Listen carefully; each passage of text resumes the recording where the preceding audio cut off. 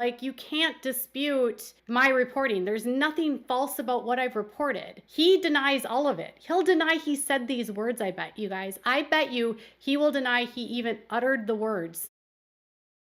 Hi beautiful people, welcome back to my channel. Hope you guys are all doing fantastic and having a wonderful week.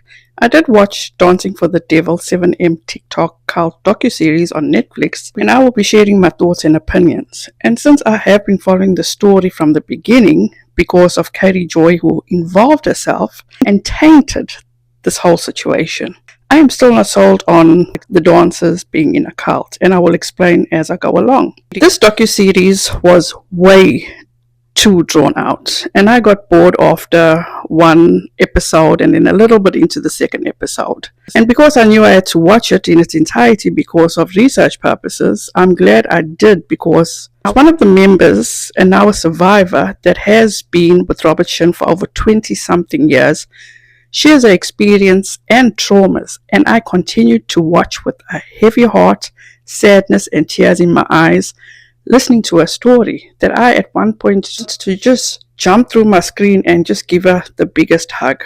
They focused way too much on the Wilking family, who came across as inauthentic. They came across as creepy, like stage parents, and they gave me the vibe that the only reason they wanted Miranda back was because the only way Melanie could make it or be successful, become famous or get attention, was through Miranda. And as for Melanie, she is a bitch. And I say that because she made a comment that her fiance only knows of Miranda because of all the hell she has put her family through. Not verbatim. What? Are you kidding me? Yet here she is in this docuseries portraying herself as the one fighting so hard for her sister to come back. For me, all that was a facade. She came across as selfish, bossy, entitled and superior. They also showed Reno's parents. They do show some shady shit that Robert Shin does in regard to finance. And like I said, when you hear Priscilla's heartbreaking story, and I'm not trying to be insensitive when I say this, but with these dancers, none of them had or have the experience like Priscilla. So basically, they are using Priscilla's story and adding these dancers in to this whole situation in regard to Priscilla, as if these dancers experienced the same treatment and or traumas that Priscilla experienced, or what Robert Shin was accused of doing 20-something years ago, if that makes sense. Because in my opinion, they did not experience a fraction of what Priscilla went through. And once again, it is not my intention to diminish their feelings, but it is also not without a crystal ball as portraying to get herself out of a defamation lawsuit and the accusation she made against Robert Shin that she took from victims from years ago and has imposed it on these dancers, and all for fame and notoriety. Basically, making it seem as though what Robert Shin was doing 20 years ago, he continues to do to this day. These dancers that have left have joined forces with Priscilla, who is suing Robert Shin for $30 million. I could be mistaken on the amount. As I said, I watched the docuseries for research purposes, and the reason that was to see if Without a Crystal Ball was reporting the truth, and how she risked everything, including her family's livelihood, to get this docuseries out, whilst still being in an active lawsuit with Robert Shin, Miranda Derrick, and James Derrick. And on top of lying to the court and ignoring their instructions. So when Ira Crystal Ball was promoting this whole docuseries, she said that you will hear that everything that he has accused her of doing is not a lie, and that you will hear him admit to it and talk about it in this docuseries, and him saying it in his own words. Or you will hear the victims tell it. I watched that whole docuseries. He did not say that he was waterboarding people, and none of the victims said that they were waterboarded. He did not say that he was marrying people off for green cards, and neither did the victims talk about anything of that kind. He did not talk about human trafficking people, and neither did any of the victims talk about being human trafficked. And that is just a few of the accusations that, Without a Crystal Ball herself, made against Robert Shin. Yes, you did hear Robert Shin say that he was famous, but from my interpretation of the way he said it was that he was mocking the situation and being snarky because he was discussing how Miranda's parents went on Instagram and that there is a campaign that has been started against them and they are now being called a cult organization and that they are now being contacted by the media and production companies to do a documentary on their group.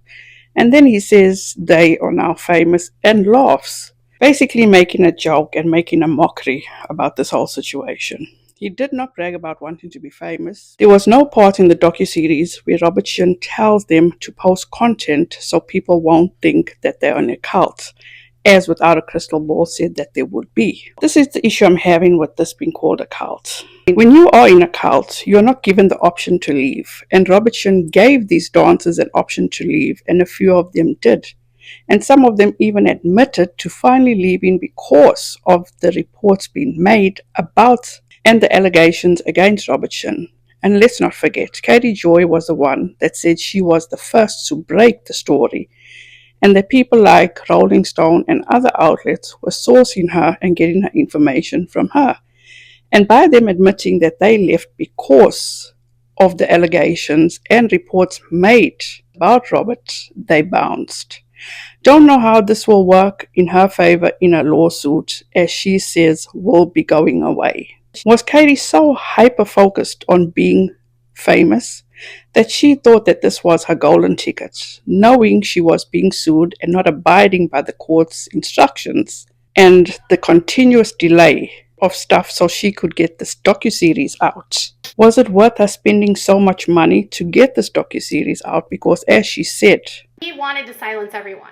And that's what he thought he was going to do with these lawsuits. And so I've been through lawsuits before, y'all, and I didn't want to settle. I wasn't going to settle this time because I knew that if I settled, one, I wouldn't be able to complete the project. And I wanted to complete the project because I wasn't going to invest my energy and time into something that I cared about and then walk away in the middle of it because I don't want to deal with the stress of a lawsuit. I didn't care how much money I had to spend and how much destruction he was going to try to ruin me financially to do this.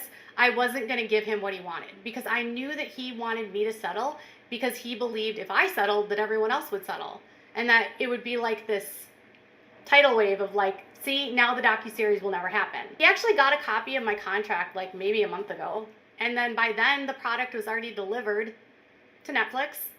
It was already given a release date, so at that point it didn't matter. Like, I knew that this series would expose everything and that his own words would literally make my lawsuit go away.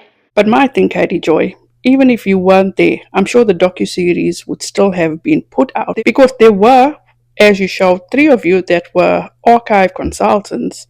And if you weren't there, I'm sure the show would have gone on. It's not like you were doing something that nobody else could do. In my opinion, she used these victims to try to get out of her lawsuit.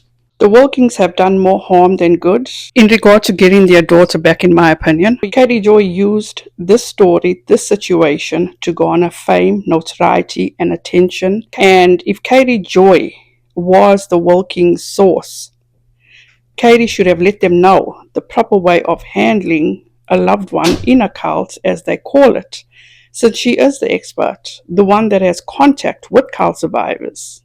Oops, never mind. She did admit that she has never dealt with people coming out of a cult. All the emotions of it, for me, were like challenging at times because it's a high stress environment and I've never dealt with people like literally just walking out of a cult.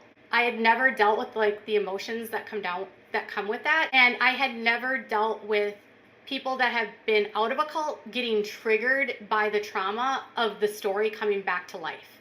And that created a dynamic for at least me, where I was like, I didn't know what to do and I didn't know how to handle it. Well, you guys, that's it for now. If you think that she is done about this whole situation, oh hell no. She has continuing to report and make accusations against Robertson.